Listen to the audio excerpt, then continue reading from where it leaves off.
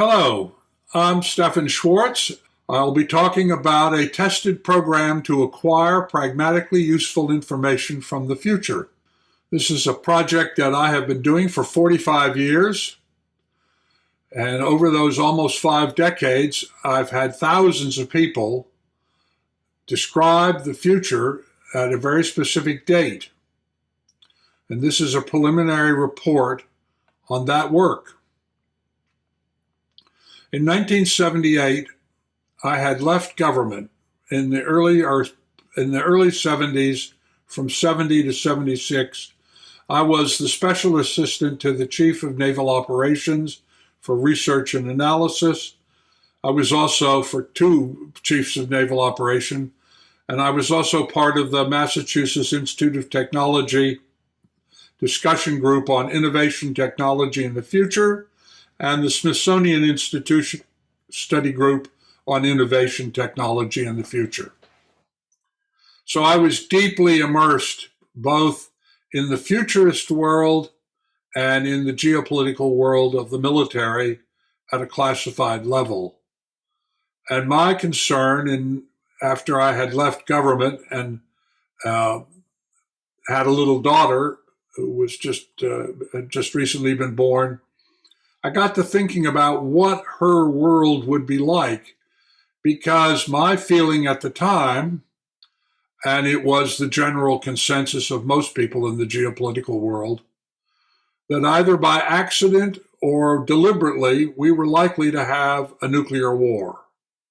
Either something would go wrong and missiles would get launched, or that just the conflict of the Cold War would result in probably the Soviet Union and the United States having a nuclear war. And I wanted to know what the future, if that were to happen, would look like for my daughter. So in 1978, I decided to begin this experiment. And I decided that I would use the same Mobius consensus protocol that I had used in discovering archaeological sites, both terrestrial and marine, throughout the world, as well as solving several previously unsolvable murders and the theft of a famous racehorse. And the Mobius consensus protocol is I've described in great detail in a number of papers, including several that have been published in the Journal of Scientific Exploration and in other journals. Basically, I developed a technique beginning in the late 60s that was based on what I had learned by looking at how intelligence services operate, and also having been an investigative reporter, how you do that. And of course, the answer is you don't rely on a source, you get multiple sources, and what you're looking for is where they hold consensus. So I'll say a little more about this, but if you want to get into this in detail, go to academia.edu, search on my name, and you'll find a number of papers that describe it in great detail, or go to get my book, Opening to the Infinite, which describes it in even greater detail. So in 1978, having designed it, I began to collect remote viewing data from interviews. And the way it would work is a person would come in and I would say, well, today is, for instance, September the 16th. So I would say, I want you to go forward in time to September the 16th in the year 2050 and describe for me what you see. Now, why 2050? And the answer is because I had learned from going back into the past and looking at other research that other people had done, that if you get too far out into the future, you just don't understand what they're saying. I mean, for instance, if I had been doing this in, say, 1908, and somebody had told me as a remote viewer that I had a thing I could carry in my pocket that would let me talk to anybody in the world, how would I have understood that? What would I have made of that? So I didn't want to get too far out, and I wanted to get far enough out that it would cover much of my child's life. So in 78, I began and ultimately collected data from 4,000 people all over the world. All kinds of people. I would go to a conference and speak, and I would say, would anybody like to participate in an experiment?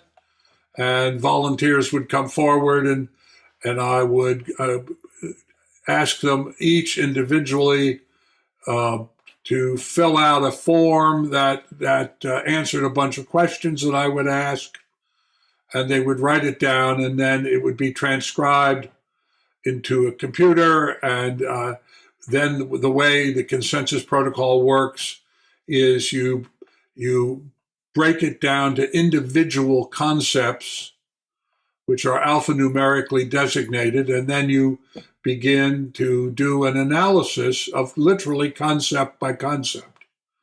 There's nothing else in remote viewing that I'm aware of that has ever remotely done anything similar, and it produces an enormous amount of data, but nonetheless, that's what I did. So from 78 to 91, I collected and got these 4,000 people. In phase 2, from 91 to 96, I also focused in 2050, but I was interested in getting very specific groups to do it, because the more I thought about this, the more I wondered, is the specialty of a particular person, does that influence what they describe about the future? And I also wanted to know, because my own research and research at other, like SRI's research and at Princeton, was coming out showing that meditators did better than non-meditators, and I wanted to get a sense of whether that was true.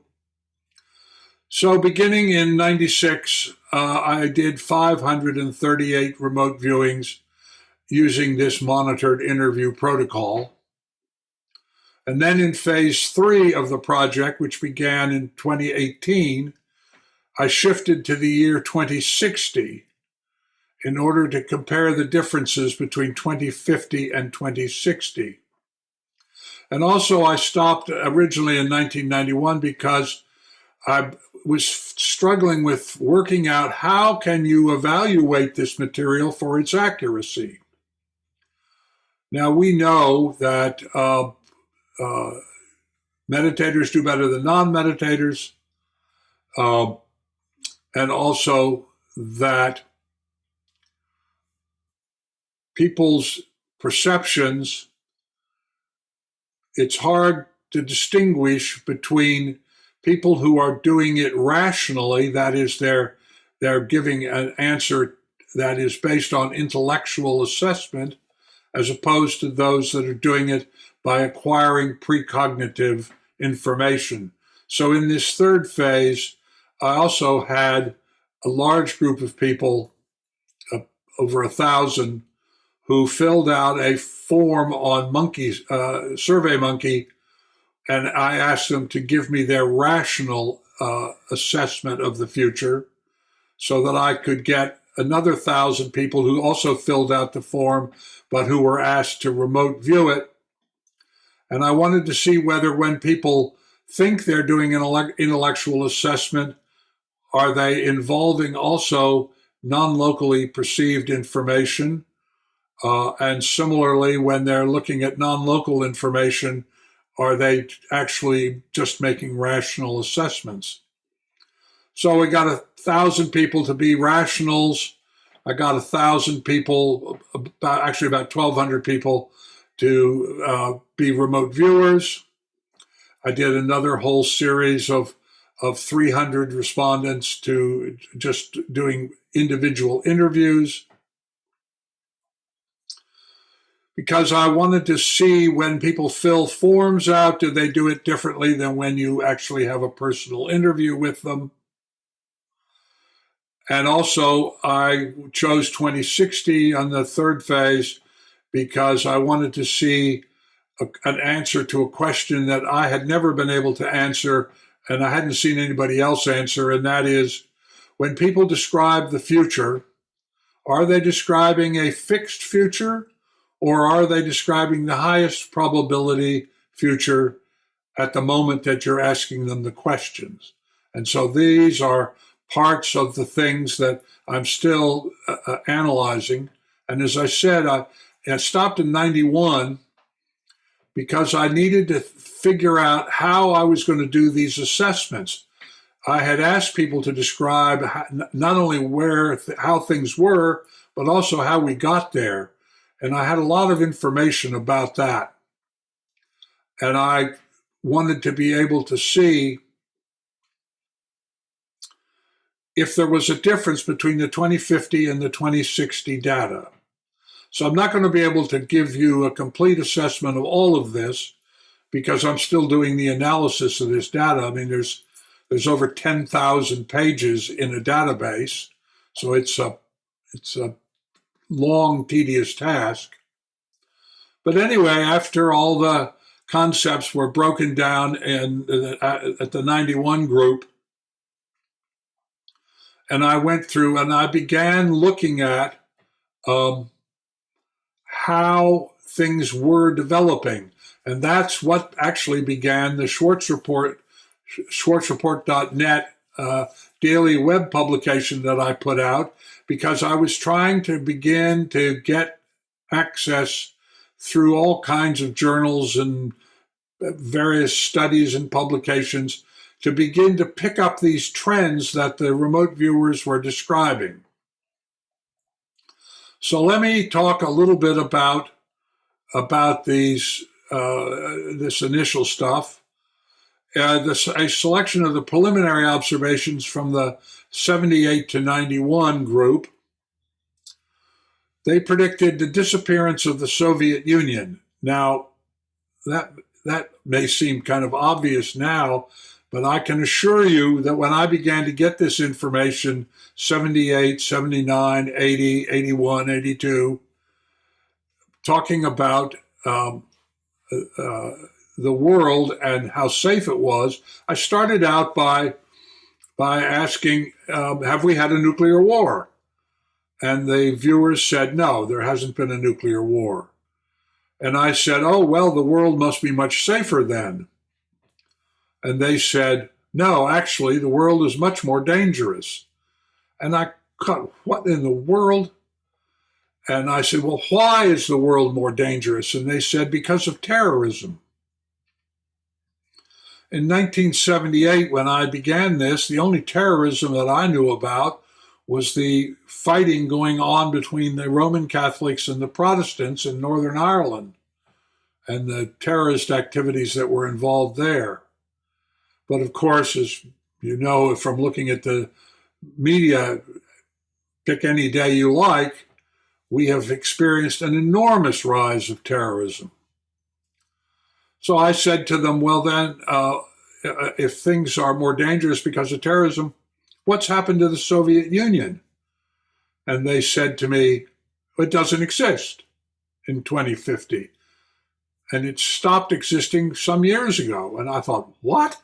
How could the Soviet Union, this is at the height of the Cold War, how could the Soviet Union just disappear? And I went around to friends who were involved in the geopolitical world, who were people who really extremely knowledgeable. And I said, can you give me any idea why the Soviet Union would disappear? And to a person, they said to me, yeah, that's complete nonsense. The Soviet Union's not going to disappear. What in the world are you talking about? But of course, Christmas Day, 1991, the Soviet Union ceased to exist. They began talking to me about climate change. They didn't call it climate change, but for instance, I was interviewing a person in Santa Monica, California, and I said to them, you know, I want you to go forward in time to 2050 and what do you see? And they said, well, a lot of it's underwater. I said, what do you mean underwater? They said, well, I don't know, but Santa Monica, Manhattan Beach, Hermosa Beach, Newport Beach, they're underwater, large parts of them. And it's happening all over the world. So I went around to a friend who was one of the leading climatologists in the country and said, can you tell me why parts of these cities would be going underwater? And they said to me, where are you getting this information? It's nonsense. And yet, of course, in 1991, American scientists published the first article on climate change, that at least the first one I ever saw, based on ice coring. And now, of course, we see climate change as a major issue, indeed an existential crisis. I asked about healthcare in the 78 to 91 group. And they said to me, well, there's going to be a bunch of pandemics. So what do you mean pandemics? I'm thinking Spanish flu, 1918. And they said to me, well, the first one is going to be a blood disease that crosses over from primates to humans in Africa, and it's going to kill millions of people. But that's just the first one.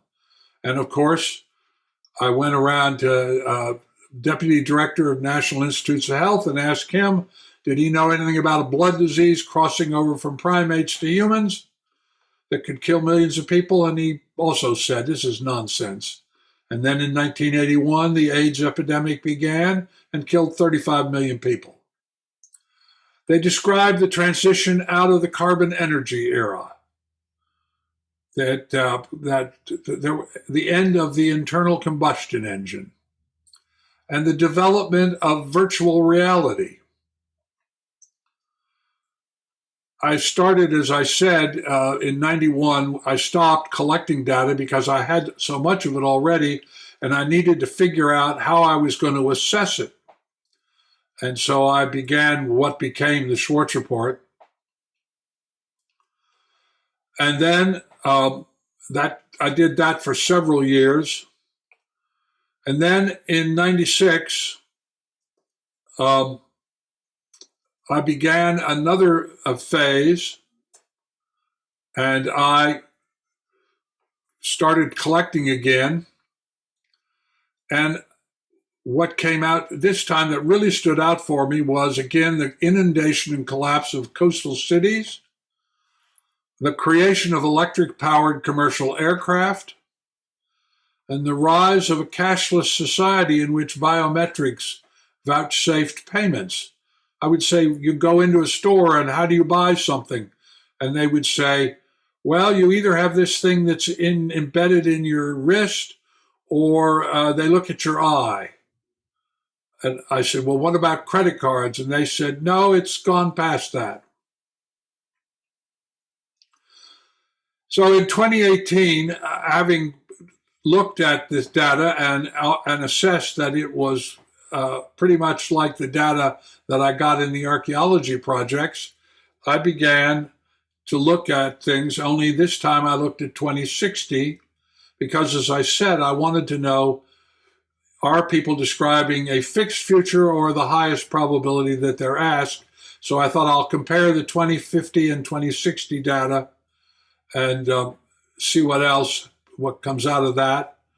One of the things that I got was a strong confirmation of the earlier phases.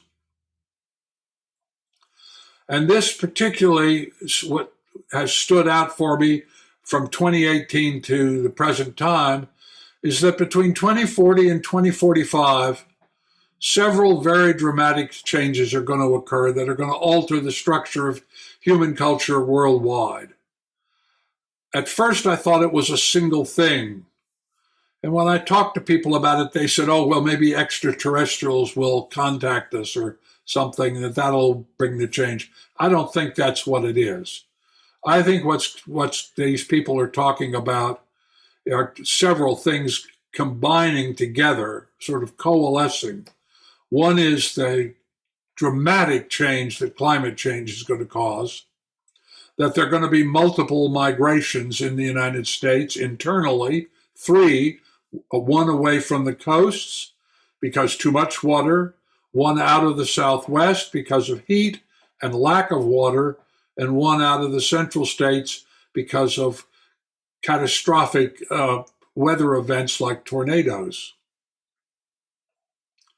So this climate change and sea rise, I think, is one of the big issues of 2040, 2045. The other is, I think that what I had originally begun to collect about the end of the internal combustion engine, a number of countries have now committed themselves to ending the internal combustion engine in 2040. One of the interesting things is that the remote viewers told me when I said to them, well, how do people charge these cars? Because what I was hearing at that point was a kind of recreation of the gas station model, that is charging stations. They said, no, what's really that starts it out the way, but what really happens is that they build roads that charge the vehicles that drive on them. And that is now happening. So I think what we're looking at is that these people are being highly accurate.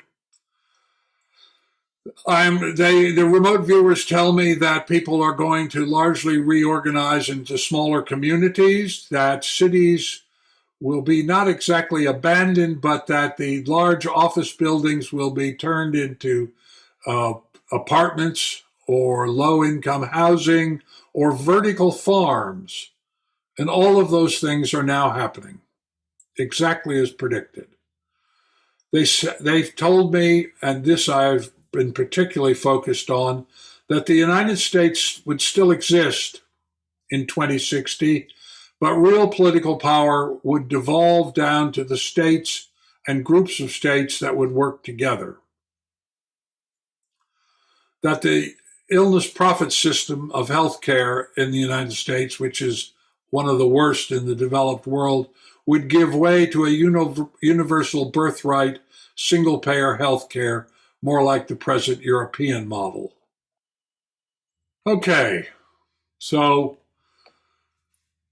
here we are. Let me take a look at this so that you can see.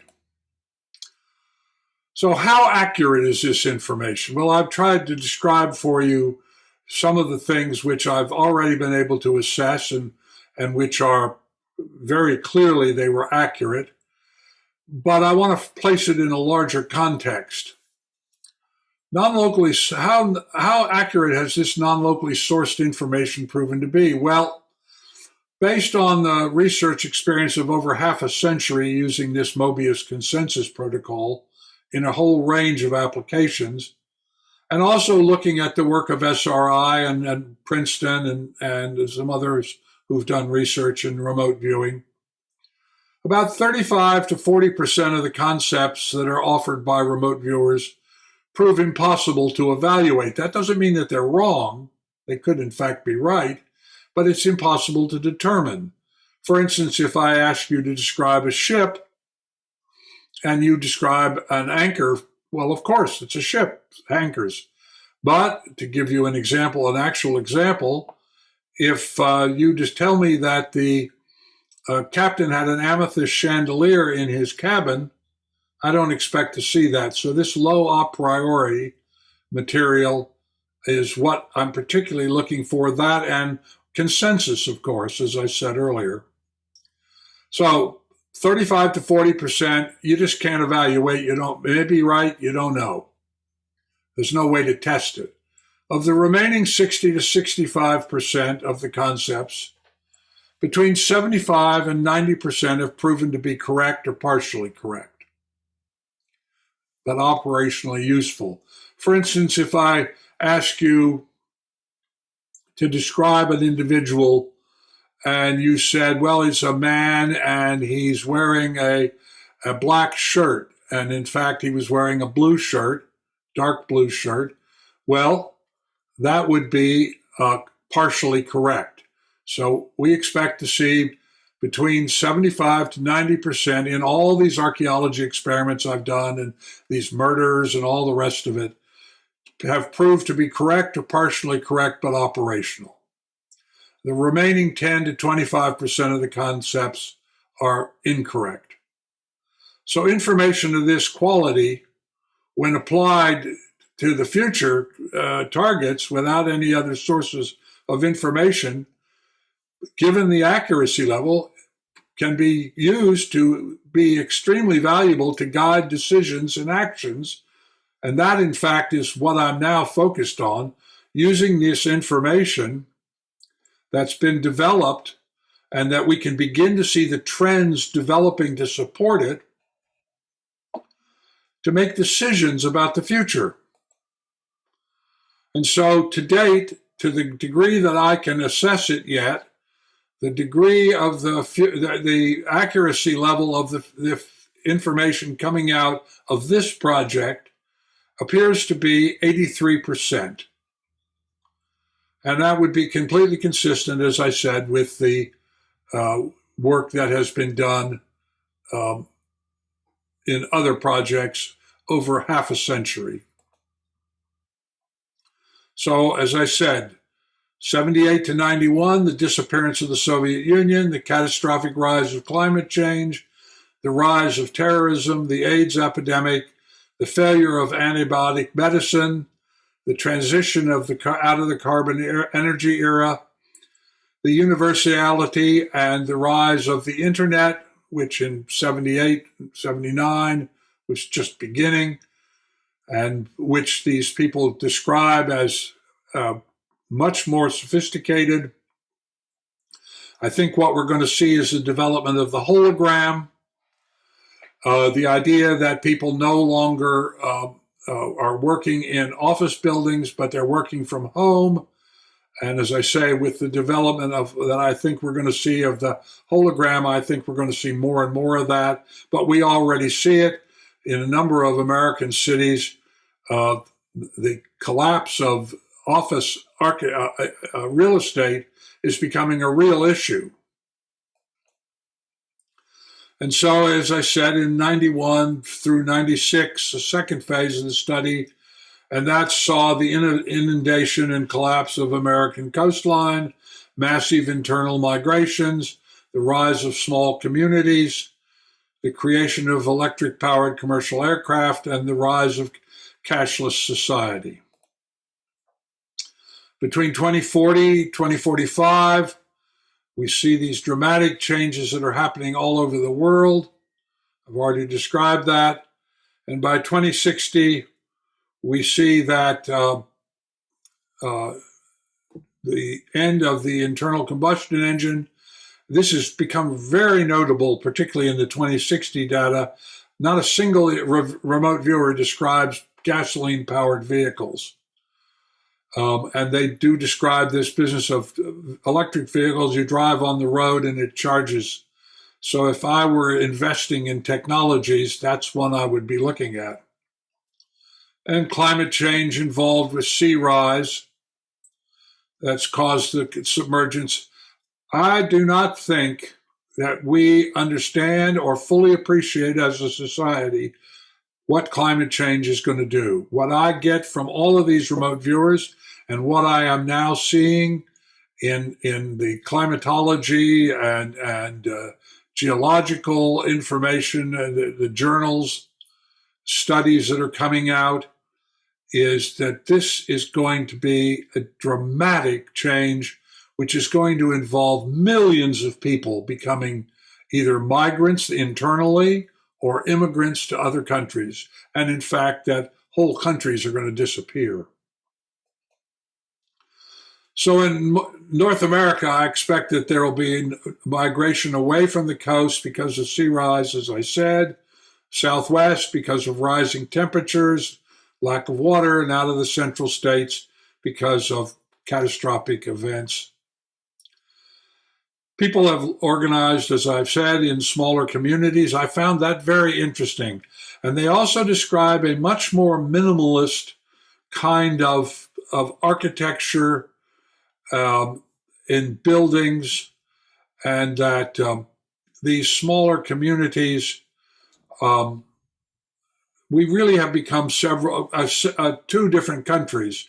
And you can see almost daily in the news this trend developing, the red-blue trend. I mean, it's been particularly noticeable after the Dobbs decision, where you have states like Idaho, where it's almost impossible now to get an OBGYN. So for a woman who's pregnant, I don't know what they're going to do for medical care, because we are developing what are described in the medical literature as medical deserts. Very scary stuff, this split between the red and the blue. So the United States still exists, as I've said. The illness profit system has given way to universal birthright, healthcare, and that the whole way in which the economy works is radically changed. Almost nobody describes money or even credit cards. They describe, as I said, either the iris or some kind of embedded chip. So that's the world. Wait a minute. That's the world that I see coming. I'm going to continue this project.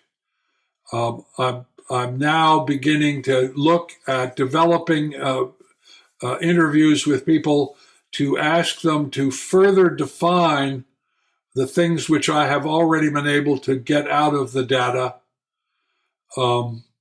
It's all up in a huge database,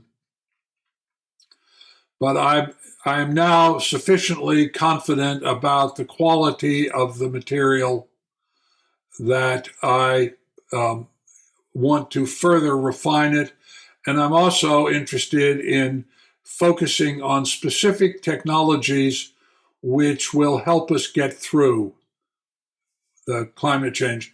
One of the big things that I see here and occurring, and I'm also I don't see a lot in the current day 2023 media, is the idea that we are having a new paradigm emerge, that materialist physicalism.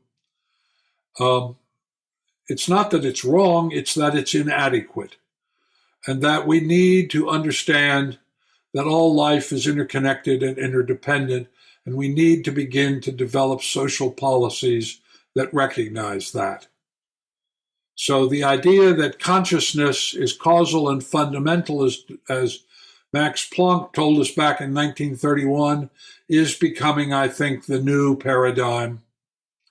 And I would say that the kind of work that people who are involved with the SSE are doing is going to become critically important, because the consciousness research community is the community that is becoming sophisticated in understanding how non-local consciousness works, exploring what the continuity of consciousness actually means and what are its implications, and understanding also how to create creativity events. Because when you look at creativity, what you see is that whether it's a scientist having an insight about something scientific, or whether it's a person meditating and having some kind of spiritual epiphany, or a remote viewer, like a remote viewer in this project describing something, that all of it is about accessing non-local consciousness and acquiring pragmatically useful information. So it's been an amazing project. I will be continuing on it, and I suspect I will also continue to report on it. So I thank you very much, and I will let you know what happens.